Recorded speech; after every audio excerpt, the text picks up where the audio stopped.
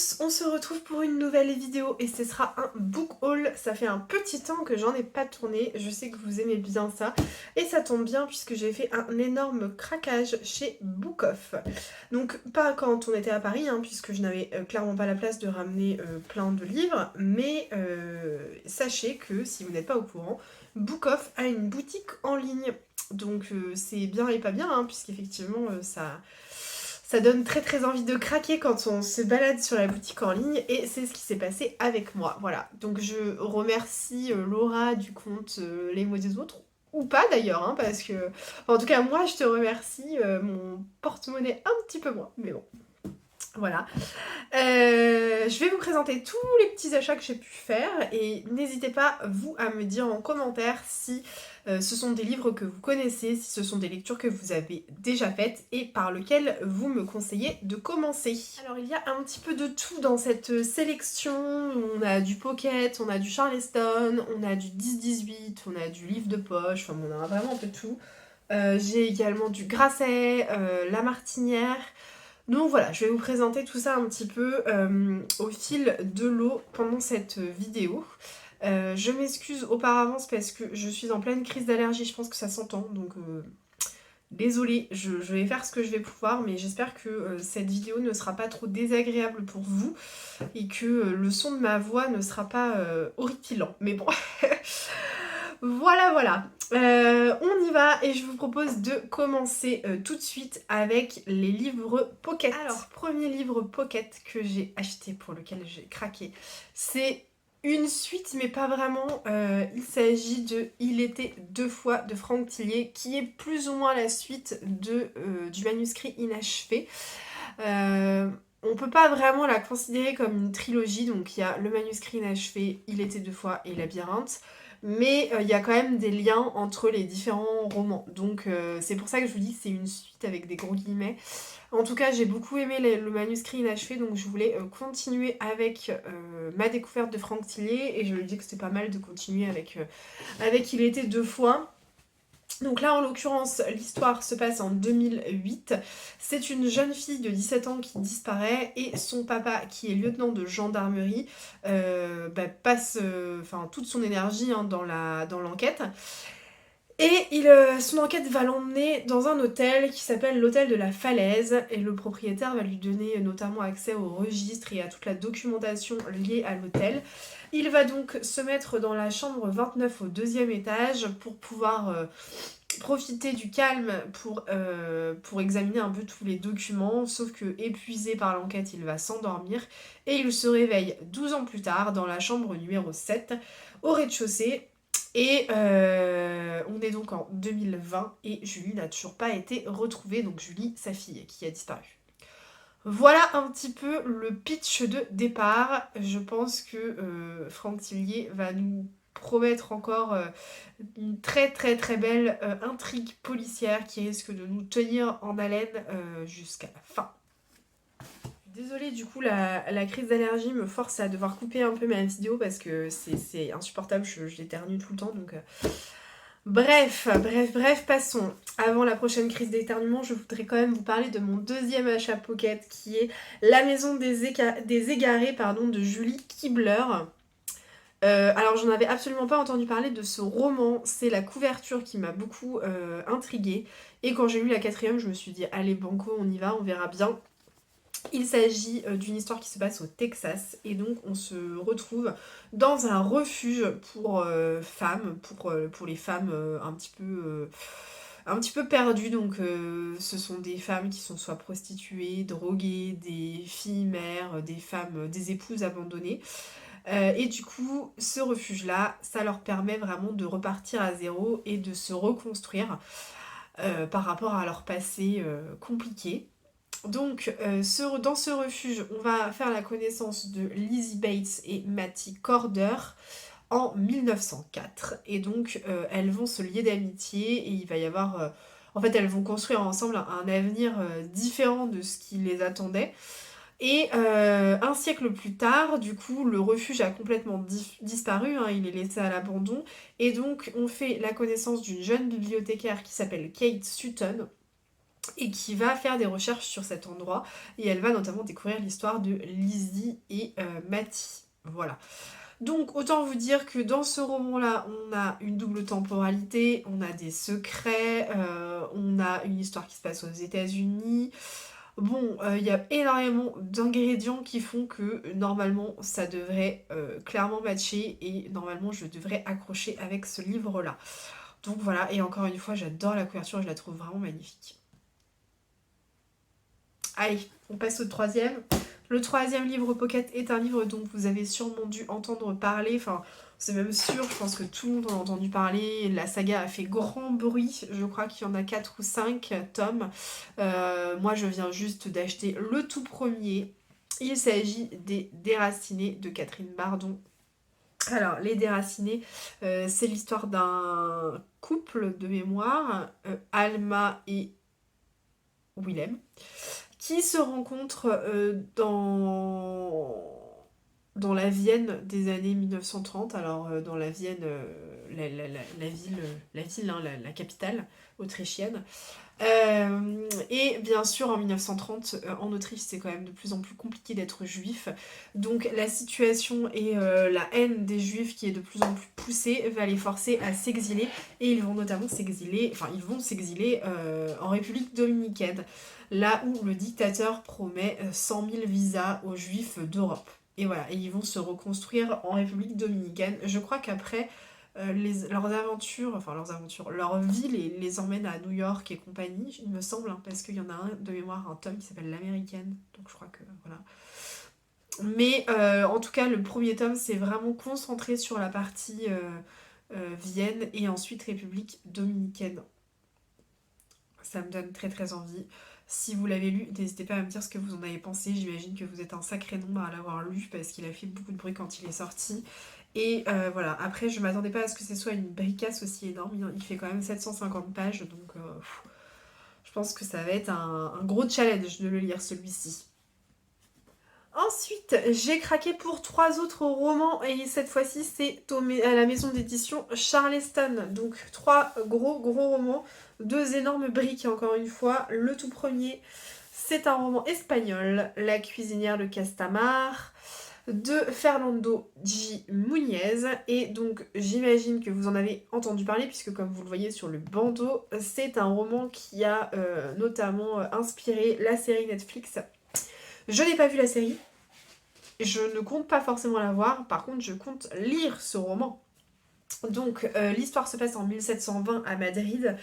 Et donc on découvre une jeune femme qui va devenir commise de cuisine au domaine de Castamar, qui est un énorme domaine entretenu et dont la propriété est celle de Don Diego.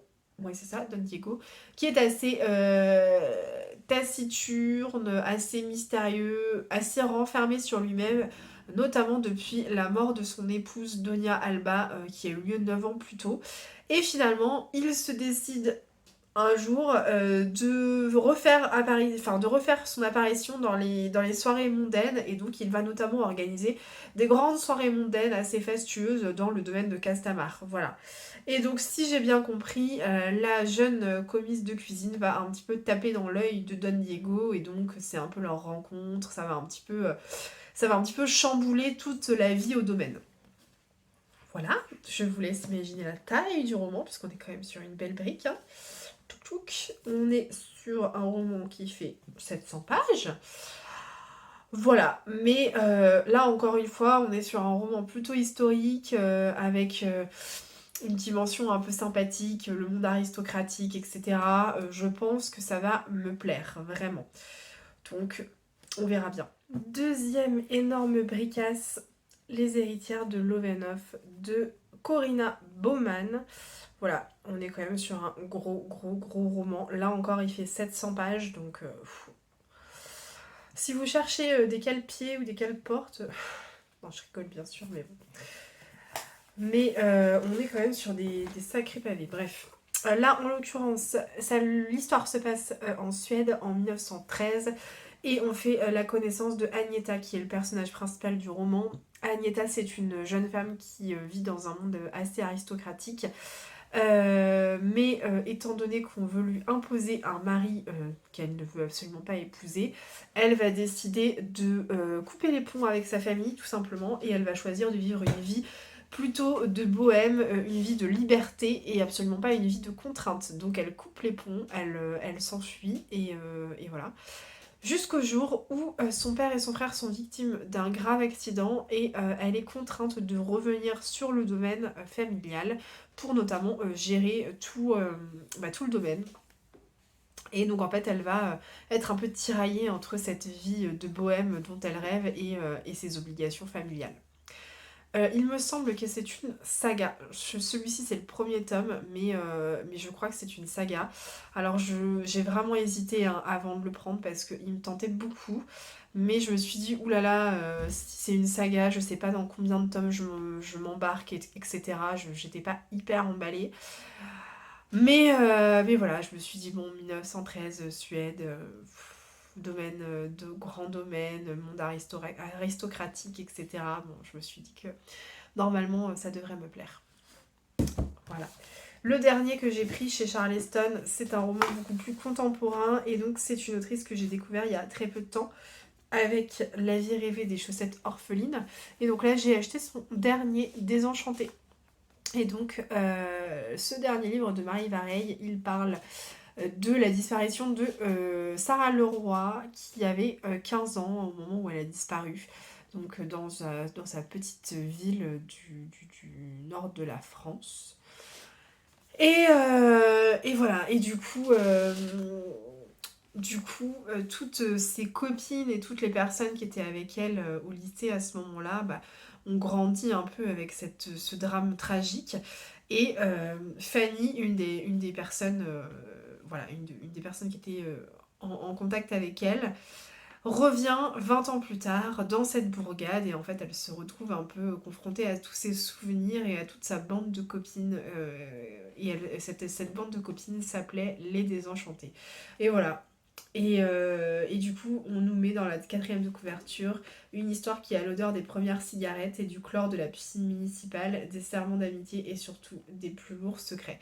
Et si j'ai bien lu ce qu'on a dit, apparemment c'est pas mal, notamment pour les personnes qui sont nées dans les années 1990, ce qui est entièrement mon cas, puisque voilà, on retrouve un petit peu tout ce qui est vraiment propre à ces années-là et à notre enfance. Donc je pense que c'est un petit goût d'enfance qu'on aime beaucoup.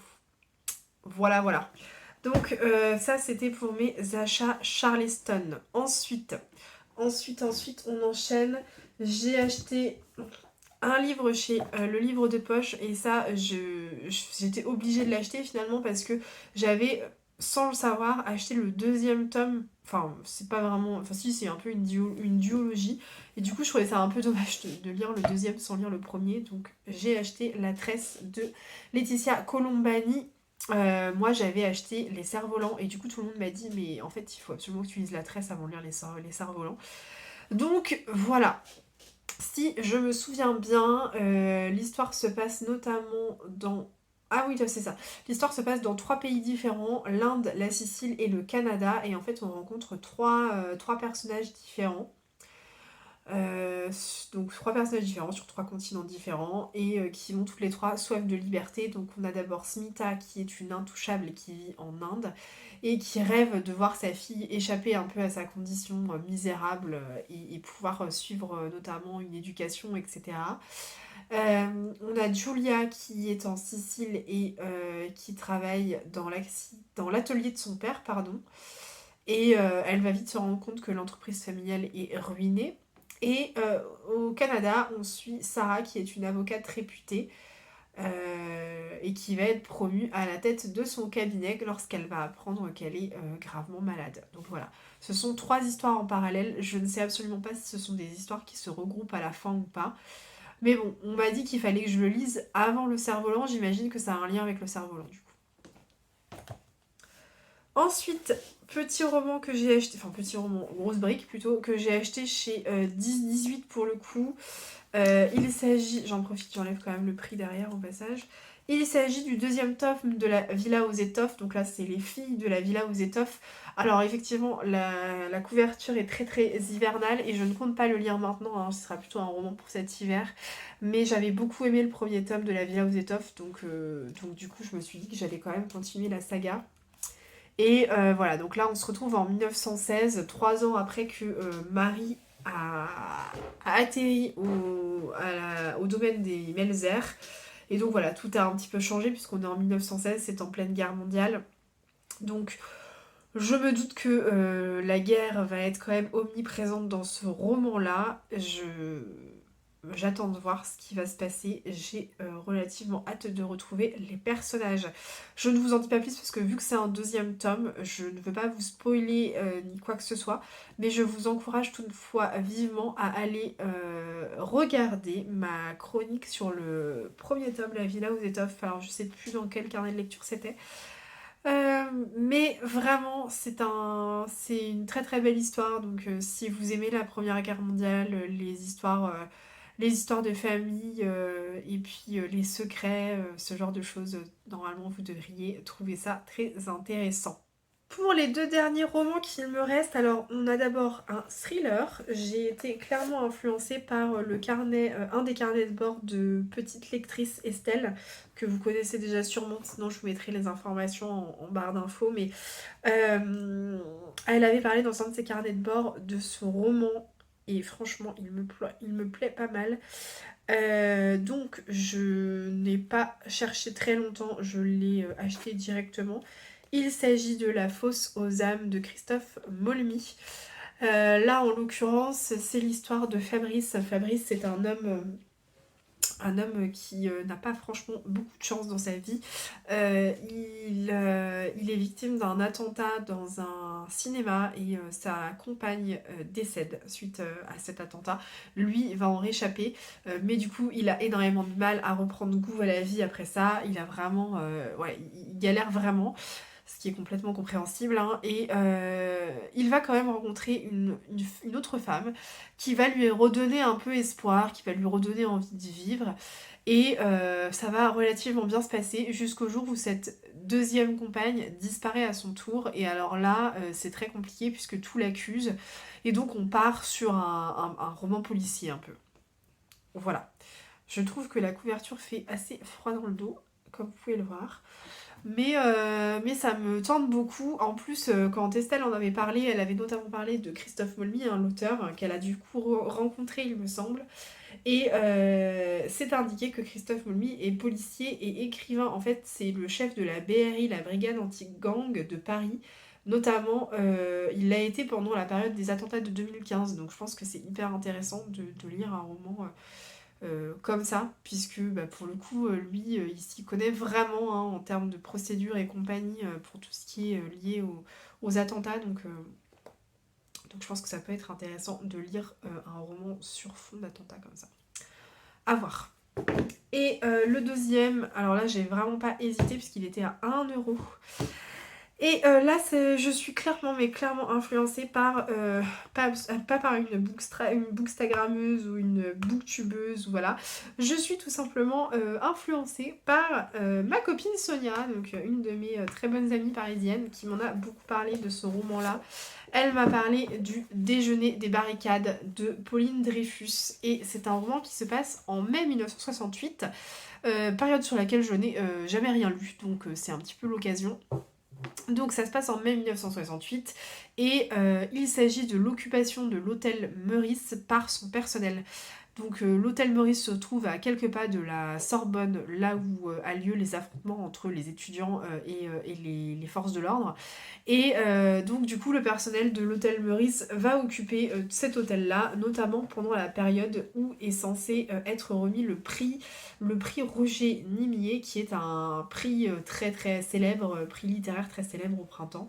Et donc la question c'est de savoir est-ce que le prix littéraire va pouvoir être remis ou pas à cet inconnu de 22 ans qui a été sélectionné pour le recevoir. Voilà. C'est un livre qui est vraiment pas très très gros, hein. Il fait 230 pages. Je suis vraiment hyper curieuse de le lire. En tout cas, ma copine Sonia m'en a mais tellement bien parlé. Elle arrêtait pas de me dire «Ah, faut absolument que tu le lises et tout, il est trop bien». Donc, je vais me lancer. On va bien voir ce que ça va donner. Et donc, celui-ci, c'est un roman aux éditions Grasset. Il est juste un petit peu abîmé là. En fait, la couverture est un peu déchirée. Mais bon, je me dis que pour 1 euro, sérieusement, j'aurais eu tort de m'en priver. Voilà ma petite sélection pour ce book haul estival. J'espère que je ne vais plus faire de... Enfin, je vais essayer en fait de me programmer une période de no-buy pour éviter d'acheter là tous les romans que je peux acheter en mode un peu compulsif, même si bien sûr ce sont que des romans que j'avais sur ma wishlist, hein. C'est pas des achats spontanés et pas réfléchis, à part celui-ci comme je vous le disais, qui est vraiment un achat spontané parce que je n'en avais vraiment jamais entendu parler. Mais sinon le reste ce sont que des romans que j'avais sur ma wishlist, donc on n'est pas non plus sur quelque chose de complètement déraisonnable, mais ça n'empêche que je commence à avoir une grosse palle et que là il va falloir la vider un peu avant d'enchaîner et de réacheter de nouveaux livres, surtout que le mois de septembre va arriver à grands pas et qu'à partir du mois de septembre je vais recevoir toutes les sélections pour le Grand Prix des lectrices L 2023. Donc je vais éviter de racheter des livres parce que ces achats entre guillemets compulsifs plus la sélection des livres pour le prix littéraire de L, je pense que je vais jamais m'en sortir. Voilà. Bref, j'espère que ce petit book haul vous aura plu et j'espère que je vous aurai donné envie de découvrir certaines lectures. Je ne sais pas si vous les connaissiez tous ou pas. Bon, j'imagine que les éditions Charleston, vous en aviez tous un petit peu entendu parler.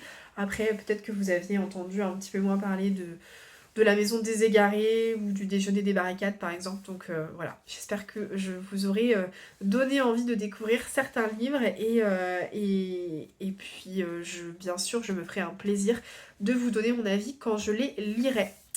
Sur ce, je vais vous souhaiter une belle journée et je vous dis à très bientôt pour un nouveau carnet de lecture. Allez, ciao!